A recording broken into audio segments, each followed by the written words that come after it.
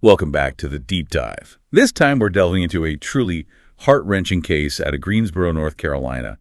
It's the story of Tyrick Burton, who was tragically killed at his own wedding reception. Yeah, it's a stark reminder that tragedy can strike even in the midst of the happiest occasions, and really highlights the devastating consequences of anger and violence. It really does.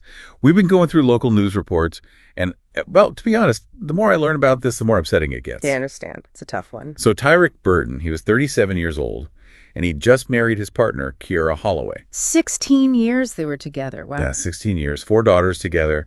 And he was a father figure to Kiara's 2 nieces as well. They had a whole life ahead of them, just starting this new chapter as a married couple. It's hard to comprehend, Yeah. to have that ripped away so suddenly. Oh, and this wasn't just a wedding. It was a celebration of 16 years of love and commitment, a family coming together. The emotional weight of that, it's unimaginable. It really is.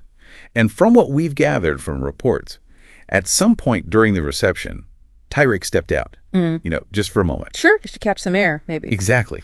And that's when he encountered another driver in the parking lot. Seems there was some kind of traffic dispute.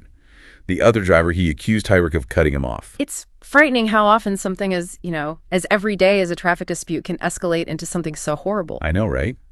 You'd think it would end with a few angry words, maybe some honking. Yeah. But it didn't. This went so much further. It did, much further. According to reports, the other driver, he shot Tyrick multiple times right there in front of the venue.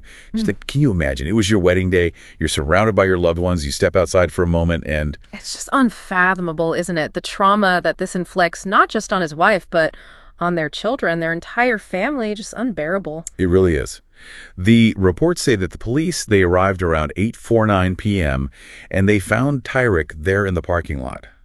He was pronounced dead at the scene. Oh my gosh. And to make matters even worse, the shooter, he actually fled before the police even arrived. Adding insult to injury, it's one thing to process this kind of loss, but then to know that the person responsible is still out there, it just delays justice and potentially puts others at risk, too.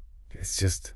Yeah. It feels so senseless, And what makes it even more tragic is that, well, according to reports, Tyrick actually apologized to the driver. He did. He did. But it didn't make any difference. And that's what's so disturbing about this trend, these minor disagreements transforming into these violent acts. What leads someone to choose such a final, irreversible action? Was it road rage? Or were there other factors at play? Those are questions investigators are hopefully looking into, trying to answer. As of right now, there haven't been any arrests. But the Greensboro police, they are offering a reward for any information that leads to the arrest of the suspect. Hopefully that'll encourage someone to come forward. I hope so, too. This whole story, it really underscores how precious and fragile life really is. You're celebrating, in this case, a wedding, a commitment, and the next moment you're dealing with unimaginable loss. It really does make you stop and think. We need to, as a society, prioritize peace, understanding, really emphasize de-escalation in those moments where anger feels overwhelming. I completely agree. We'll definitely continue to follow this story, keep an eye out for any new developments in the case, and we'll provide updates when we have them.